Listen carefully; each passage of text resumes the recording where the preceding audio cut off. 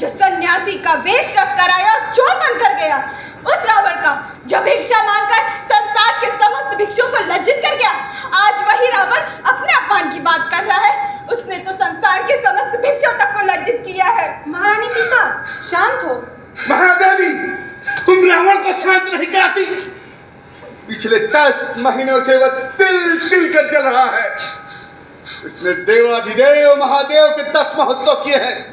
इस बार इसने प्रार्थनाएं की हैं कि महारानी सीता मुझ पे कृपालु हो, किंतु इसकी स्वीकृति देवाधिदेव महादेव ने नहीं दी और नहीं महारानी सीता ने। 10 महीनों से मैंने कुबेर की भेंट स्वीकार नहीं की, ब्रह्मा के मुख से वेद पाठ नहीं सुने, सूर्य को सभा में नहीं आने दिया, चंद्रमा के मुख से अमृत वाणी नहीं सुनी, सारे वैभव छोड़ दिए मात्र इसलिए कि महारानी सीता एक बार कृपा पूर्वक मेरी ओर मुख गई। किंतु आज तक मैं इस सुख से वंचित रहा। मैं कितना अशांत हूं। अन्न की लट्टों से पूछो, लंका की सीमा पर गर्जना करते हुए सागर से पूछो, इसे तुम नहीं समझ सकती महादेवी। जानती हूँ महाराज, किंतु यदि आपकी इच्छा पर समस्त वैभव आपको छोड़ दे, ब्रह्मा, कुबेर, सूर्य और चंद्र आपके दर्शन का वरदान न पाए, तो इसमें उनका क्या दोष?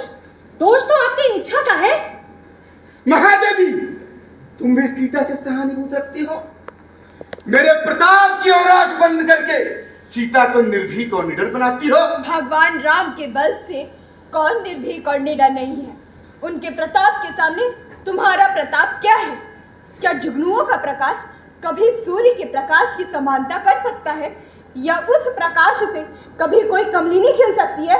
ऐसे व्यक्ति का प्रताप, मेरा प्रताप महारानी सीता, जिसके पुत्र ने सिरेश्वर इंद्र को जीतकर इंद्रजीत का नाम और यश पाया है, उसके प्रताप के संबंध में आपको शंका है?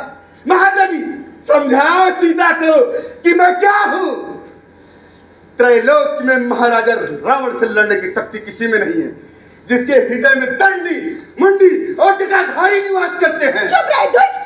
क्या तुझे लज्जा नहीं आती कि एक हाथ में पाकर मेरा हरण कर लाया और अपनी शक्ति का आडंबर मुझे दिखलाना चाहता है? अन्याय भी कहीं शक्तिशाली हो सकता है, पापी भी कहीं भक्त हो सकता है, कायर भी कहीं शूरवीर हो सकता है। अरे जिसने अपनी सारी लज्जा खो दी है, वो अपने सम्मान की बात किस मुख से कर सकता है? जिसके सामने सन्यासी, चोर, भिक्षुक और कायर में अंतर नहीं, वो रावण प्रभु राज से। सीता! रानी, आप यहाँ से चली जाए तो अच्छा है। आज मुझे अपने जीवन के अंतिम क्षण दिखाई दे रहे हैं।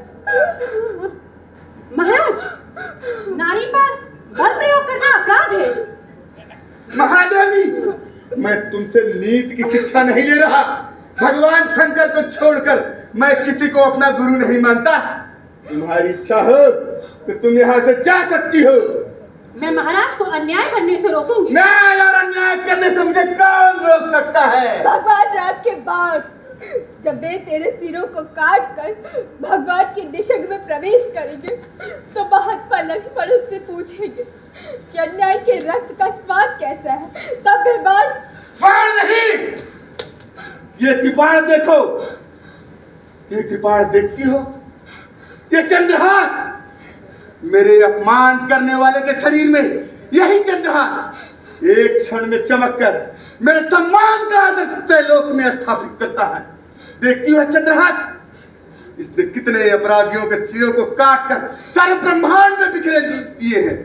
सिरों की तरह असंख्य तारों को बिखराकर दूज का चार चंद्रहास का अभिनय करता है। देखती हो चंद्रहास को और तारों भरी रात को, मेरी भौं के संकेत पर न चलने वाले को चंद्रहास की धार पर चलना पड़ता है। चंद्रहास, प्रभु के विरह में उठी ज्वाला को तू क्यों नहीं शांत कर देता? तेरी ये धार कितनी शीतल है, कितनी तीक्ष्ण। तू अभी तक मृत्यु का दूत रहा है। मेरे लिए जीवन का देवदूत बन जा। तब तैयार हो चंद्रहास, तुझे भी ऐसा शरीर में मिला होगा। तैयार हो, वाय को काटता हुआ चंद्रमा की तरह आकाश में उठ और उनका पौध करते हुए इस शरीर पर गिर। महाराज, ये नहीं हो सकता। पुरुष नारी का इस प्रकार मत करे, ये अन्याय है महाराज। पहले मेरा वध कीजिए, मेरा वध। महारानी ये क्या? नहीं सीता, पहले मेरा वध कीजिए महाराज। ये अन्याय मैं अपने सामने नहीं होने दूंगी। मैं आपको पाप में नहीं पड़ने दूंगी। अरे ये क्या? महादेव की भी सुकृति नहीं। मेरा त्रिपुंड गीला हो गया, इसलिए महादेव के आंसू गिर पड़े। प्रभु प्रभु, मेरे शत्रु पर इतनी करुणा क्यों, इतनी अनुकंपा क्यों? तुम कैसे मेरे भगवान हो, भक्त की इच्छा के प्रतिकूल? महादेव, मुझे शक्ति दो कि मैं लड़ सकूं। इस चंद्रहास से न सही तो अपने नीति से लड़ सकूं। तुम जैसे मेरे सभी कार्यों में सहायक होते हो, इस कार्य में क्यों नहीं होते? लेकिन मैं लड़ूंगा। महादेवी, तुम्हारे कहने से सीता को मैं 1 मास की अवधि और देता हूं। यह 1 मास की अवधि क्षमा अवधि होगी। मैं 11वां महोत्सव करूंगा, 11 लोग उसके साक्षी होंगे।